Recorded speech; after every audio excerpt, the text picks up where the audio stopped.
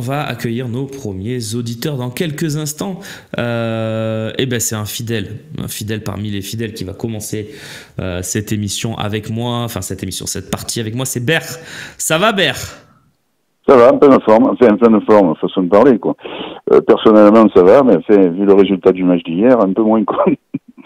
C'est vrai, tu le vis mal? Moi, je le vis, honnêtement, je l'ai vécu mal hier soir pendant le match. Et au plus j'avance, au plus je me dis que finalement, c'est pas si catastrophique ce qu'on a produit. Et bon, on s'attendait à une défaite, on a perdu, quoi. Tu vois, je sais pas. Qu'est-ce que t'en penses, toi? Ben écoute, moi avant j'ai un peu un sentiment, comment te dire, ambivalent, un peu comme toi. C'est-à-dire avant le match, j'y croyais pas du tout. Je pensais qu'on allait se ramasser un bon 4 ou 5-0. Puis finalement, j'ai commencé à regarder le match, puis j'ai pris un peu confiance. Mais après, c'est vrai qu'on a des insuffisances, des lacunes trop importantes, quoi, pour lutter avec ce genre d'équipe-là. Et surtout défensivement, même offensivement, on a un manque criant. Et alors on a fait dans l'esprit, c'était très bien, dans la combativité, c'était très bien. Quoique j'aimerais quand même que les joueurs marseillais retrouvent un petit peu de grinta, si tu veux mettre un peu la semelle de temps en temps, tu vois. Pas méchamment, mais regarde Luis Enrique, que vous avez trouvé bon, que moi j'ai pas trouvé bon. Ça c'est chacun son avis. Une ou deux fois il a une balle un tête à tête face à Doué. Tu sens qu'il va avoir contact, hop, il enlève le pied. Et tu as des artistes à Paris comme Vitinha ou autre, ça enlève pas le pied, ça met le pied. Voilà, et ça nous a un peu manqué quand même, dans l'impact. Voilà. Je pense que ça, il va falloir progresser dans ce côté-là. Et voilà, donc j'ai espoir je garde espoir parce que j'ai toujours défendu l'OM cette année, donc pour la suite du championnat, sachant qu'il reste 8 matchs, je crois. Donc sachant que on a 2 points d'avance, tout en sachant qu'il va y avoir des Lens-Lille, des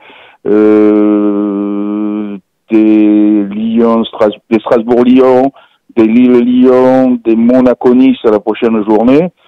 Je pense que si on gagne 6 ou 7 matchs, disons 6, on sera dans les 3. C'est ce qui pour moi serait le principal. Voilà. Après, ce qui y a un côté un petit peu inquiétant, c'est que les deux derniers déplacements qu'on fait, on se prend 3 buts chaque fois, quoi. Donc il va falloir quand même régler ce problème de défense, quoi. Et ces 2 matchs-là, c'est des matchs où on se prend des buts sur des phases de transition. Qui a toujours été quand même notre faiblesse. Mais après, je suis d'accord, mais après, il y a 2 choses sur ce que tu dis, puis je te rends la parole pour conclure ton intervention. Mais bon, déjà, les transitions, il faut savoir que Paris, c'est quand même une équipe experte là-dedans et qu'ils font ça à tous les matchs et quasiment à tous leurs adversaires. Donc, moi, je tempère un peu ton propos là-dessus, même si je comprends ce que tu dis. Et puis, pour remettre le pied, je trouve qu'il y a 2 choses. D'abord, premièrement, je trouve que dans l'agressivité, on a été là. Sur la façon de récupérer les ballons le plus haut possible.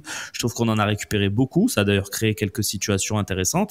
C'est vrai qu'on manque de vis. C'est peut-être ce que tu voulais dire. En tout cas, on manque peut-être de vis et d'impact et de couper des actions à des moments. Prendre le carton jaune, c'est pas grave, tu vois, des trucs comme ça. Voilà. Mais je trouve pas qu'on ait manqué d'agressivité. Et voilà. Pour les transitions, malheureusement, le PSG est quand même très fort là-dedans, il faut le reconnaître, quoi. Oui, d'accord, mais Auxerre aussi, ce qui n'est pas une grande équipe, nous a crucifiés sur des transitions, quoi. Je veux dire, bon, c'est vrai qu'il y a le carton rouge aussi. C'est vrai qu'il y a ce carton qui change tout là aussi. Mais enfin, je veux dire, alors le carton est mérité, pas mérité. Moi, au début, je pensais contre Auxerre que le carton il était pas mérité. Bon, les collègues m'ont dit il était mérité. Mais toujours est-il que c'est discutable en tout cas. Une intervention. Pour moi, je l'aurais pas donné. Maintenant, parce que c'est pas contre son adversaire direct. c'est pas son adversaire direct, Cornelius, c'est pas son adversaire direct qui, comment te dire, il rentre pas dans son adversaire direct, c'est la suite de son élan qu'il va buter sur un autre joueur. Okay. Donc c'est pour ça, c'est dans ce sens-là que je le trouve sévère. Mais de toute façon, son intervention était déjà, c'était limite, quoi. Je veux dire, il fait une intervention. S'il n'y a pas le carton, on dit c'est exceptionnel comme intervention, mais c'était limite, quoi. On était encore pris en profondeur sur cette action-là. Donc c'est ce qui me fait un peu craindre, surtout que Murillo, on ne sait pas très bien combien de temps ça va durer. Et quant à Ramos, qui est rentré, on va pas le critiquer, c'est son premier match. Bon, après, il faut voir un peu ce que ça va donner pour la suite, quoi. Voilà, donc... Ouais, mais tu vois, balle au pied, c'est pas mal. Sous pression, tu le sens pas embêté. Moi, je suis pas critique sur sa prestation à Ramos. Moi non plus. Merci en tout cas. Moi non plus. Merci Bert. Merci d'être passé nous voir. Merci à toi. Merci à toi. Et puis, bon, quand même, juste un petit mot pour finir. Vous avez quand même été un peu dur sur Greenwood hier soir, quoi. Un peu trop méchant, quoi, je veux dire. Voilà. Moi non. Ah bon, parce que bon. Vas-y, Bert, vas-y. Oui, non, mais je vous ai trouvé un peu dur, même que ce soit Seb ou et qui c'est qu'il y avait d'autres à côté de Canuti, c'était tous les autres, hein, Idriss. Tous les autres, il y avait Idriss, Romain, Seb, voilà, Slim, il y a des trucs, des paroles, des fois, bon, parce que vous êtes quand même un porteur d'informations. Et bon, les supporters de l'OM, c'est pas tous des tannés. Si vous commencez à dire il s'en fout du maillot, c'est catastrophique. Non, mais moi je suis d'accord avec toi. Il de pas jouer, de machin, de trucs. Je suis d'accord. Il est pas bon depuis 4 ou 5 matchs. Je suis d'accord. Exactement. C'est le seul qui, quand il touche le ballon, peut apporter un peu de lumière devant. Je veux te dire, il est rentré, honnêtement. Moi, j'ai pas aimé son match, mais il est rentré, il fait 2 transversales à un moment donné. Bon. Voilà, il oriente le jeu, parce qu'on est encore à 2-1, je crois. Hein. Voilà, à un moment donné, il prend le ballon du centre du terrain, il part en dribble, il met une frappe. Je m'excuse, c'est la seule cadrée de deuxième mi-temps par le but, parce que sur la frappe, c'est Donnarumma qui la sort. Ah ouais. Elle était cadrée. On n'a pas le corner, mais c'est Donnarumma qui la sort. Bon, voilà, donc après c'est vrai qu'il fait pas un bon match. Mais bon, il a quand même eu ces 2 ou 3 éclairs, je dirais. Voilà, donc... Ok, Bert, je suis obligé de couper. Il faut qu'on avance. On a d'autres... Merci, continue comme ça. D'autres auditeurs. Merci à toi. Bonne continuation. Merci à vous. À bientôt. Ciao, ciao. Ciao Bert. Et ça, voilà, effectivement, sur hier soir, je suis un des seuls qui n'ait pas été aussi critique que ça avec Greenwood. Donc j'étais un peu surpris, mais en tout cas, son entrée est pas bonne. Voilà, moi je le défends pas depuis quelques semaines. Il est à côté de ses pompes, etc. Il n'y a pas de débat là-dessus. On va prendre Claudio au téléphone pour finir cette émission avec moi. Salut Claudio. Ah pardon, j'ai été un peu vif. Pardon pour Loïc qui est au four et au moulin en régie. Fais-moi signe quand c'est bon, mon cher Loïc, pour Claudio.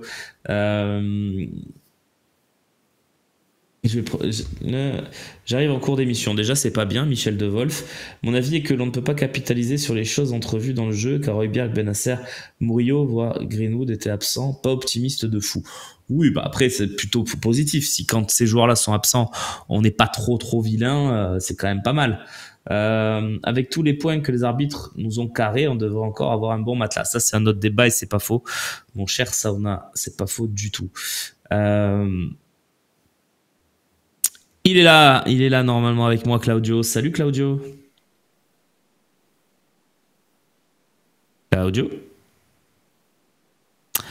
Bon, il est pas là, Loïc, hein, tu me dis il est là. Il est pas là, Claudio, mais c'est pas grave, on va essayer de le récupérer. Sinon, on va remettre un petit coup de numéro là, histoire d'avoir quelqu'un avant la fin d'émission. Tiens-moi au courant, Loïc, je peux pas mieux te dire. C'est vrai qu'on peut compter plus 5 facile. Bah oui, c'est vrai, Icario, vous avez raison. J'ai peur de perdre Greenwood comme on a perdu Rowe. Eh oui, c'est le problème. C'est le gros problème, toi, Lou.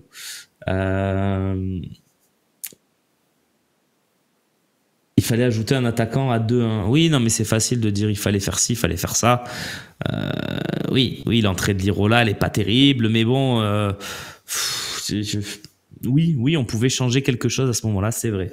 C'est vrai. Mais ça voulait dire finir le match en une défense à 4 avec Luis Enrique à droite et Merlin à gauche. Je trouve pas que c'était très sécure non plus quand tu te prenais les vagues parisiennes. Bon. Après, c'est chacun son débat. On a le numéro qui s'affiche si vous voulez vite. Il reste 4 minutes d'émission. Si vous voulez prendre la parole, tout est encore possible. Le premier qu'appelle, il passe. Hein, Loïc, on fait pas de tri au standard, vous le savez de toute façon. Mais le premier qu'appelle, tu dis bonjour, on va te mettre à l'antenne et tu me le balances et on y va. Non, il n'y avait pas trop d'autres alternatives, Steph, à Lirola. Hein. Après, Lirola, c'est un bon soldat. Franchement, le gars, il joue très peu. Quand il joue, parfois, il est quand même plutôt intéressant, notamment les matchs contre Lyon. Voilà, donc non, moi, je trouve pas qu'on a tort d'insister avec Lirola. En plus, Lirola, il a porté un truc hier sur le papier, c'est qu'il pouvait... il est là, Claudio, mais je vais finir avec Lirola. Lirola, il a porté quand même cette capacité à faire du Murillo, c'est-à-dire à faire des appels derrière la défense. Bon, il n'a pas été beaucoup servi et ses appels n'étaient pas ultra tranchants. C'était pas le choix du siècle, ça on est d'accord. Claudio, bonjour. Bonjour Romain, comment vas-tu? Ah, il est là. Comment ça va? Ça va. Bah, écoute, ça pourrait aller mieux, comme tout le monde, quoi, on va dire. Hein. Donc, ouais. Après, je suis un peu frustré dans le... Il n'y a pas Hochberg, il n'y a pas Benasser, il n'y a pas... Voilà, donc... Greenwood, un banc de touche qui n'est pas au niveau de cette OM, même pour l'année prochaine.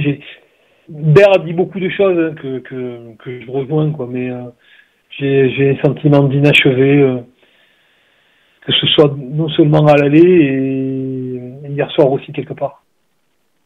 Voilà, oui, non, mais bien sûr, t'as pas tort. Après, est-ce que tu es pas un peu négatif? Je pose une question, hein, parce que je te juge pas, je ne sais pas, hein, chacun sa vision. Hein, je te pose la question. On est deuxième dans une saison de reconstruction.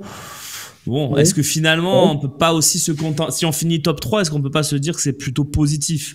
Tu vois ce que je veux dire? Bah, là, de cet angle-là, on est deuxième, tout est positif. Il est vrai, quoi.